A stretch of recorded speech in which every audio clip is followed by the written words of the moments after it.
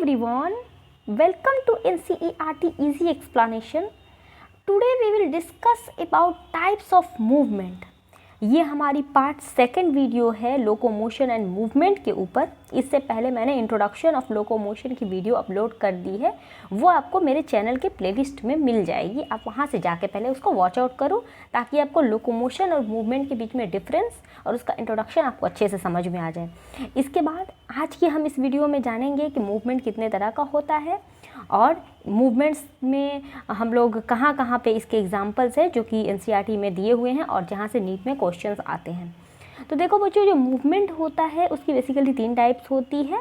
First one is amoeboid, second is ciliary और lastly muscular movement. तो अब हम एक एक करके तीनों को डिस्कस करेंगे. तो देखो बच्चों, यहाँ पे कुछ स्पेशल सेल्स होते हैं जैसे कि मैक्रोफेजेस हुआ या फिर ल्यूकोसाइट्स हुआ, जो ब्लड के अंदर जो ब्लड में मतलब एम्बॉयड मूवमेंट होता है. ये सारी जो मूवमेंट्स है ये एम्बॉयड मूवमेंट के अंदर आते हैं. कहने का मतलब ये हुआ, ये कुछ स्पेशल सेल हमारे बॉडी के अंदर होते हैं जैसे कि मैक्रोफेज है, ल्यूकोसाइट्स हुआ, वो एम्बॉयड मूवमेंट कराता है.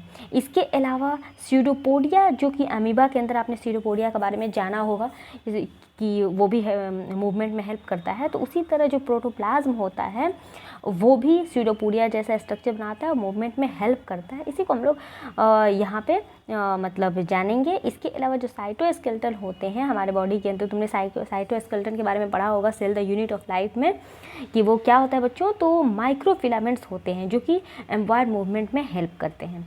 सेकेंड आता है सीलियरी मूवमेंट. तो देखो बच्चों, सीलियरी मूवमेंट कहाँ पे होता है.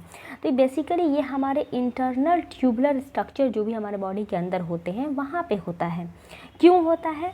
तो देखो बच्चों, होने के पीछे रीज़न ये होता है ना कि या तो खुद किसी चीज़ को मूव करना हो या फिर वहाँ के आसपास के या तो अगर सेल है तो सेल को खुद मूव करना रहेगा तब करेगा, यानी तो इसके आसपास अगर कोई फ्लूइड वगैरह है या फिर कोई भी चीज़ है तो उसको मूव कराने के लिए सीलियरी मूवमेंट होगा. तो ये भी सीलिएटेड एपिथेलियम यहाँ पे वहाँ पे प्रेजेंट रहता है. इसके अलावा ये कहाँ पे, इसका एग्जांपल क्या है, तो ये ट्रैकिया के अंदर जो भी डस्ट पार्टिकल वगैरह है या फिर फॉरेन सबस्टांस होते हैं, डस्ट पार्टिकल और फॉरेन सबस्टांस हो जो कि हम लोग इनहेल कर लेते हैं एटमॉस्फेरिक एयर से, तो उसको मूव करने में हेल्प करता है जो कि सीलियरी मूवमेंट का एग्जाम्पल है. इसके अलावा लास्ट वन इज जो कि लिम्स, जॉ या फिर टंग के अंदर जो मूवमेंट होता है वो मस्कुलर मूवमेंट का एग्जाम्पल है.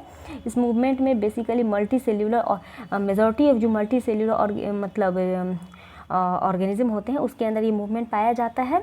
इसके अलावा ये मसल का टाइप हुआ या फिर इस लोकोमोशन और मूवमेंट वाले में टाइप्स ऑफ मसल कितने हैं, स्ट्रक्चर क्या है, मैकेनिज्म ऑफ कंट्रैक्शन क्या है, ये सारी चीज़ों के बारे में हम लोग इसी चैप्टर में देखेंगे.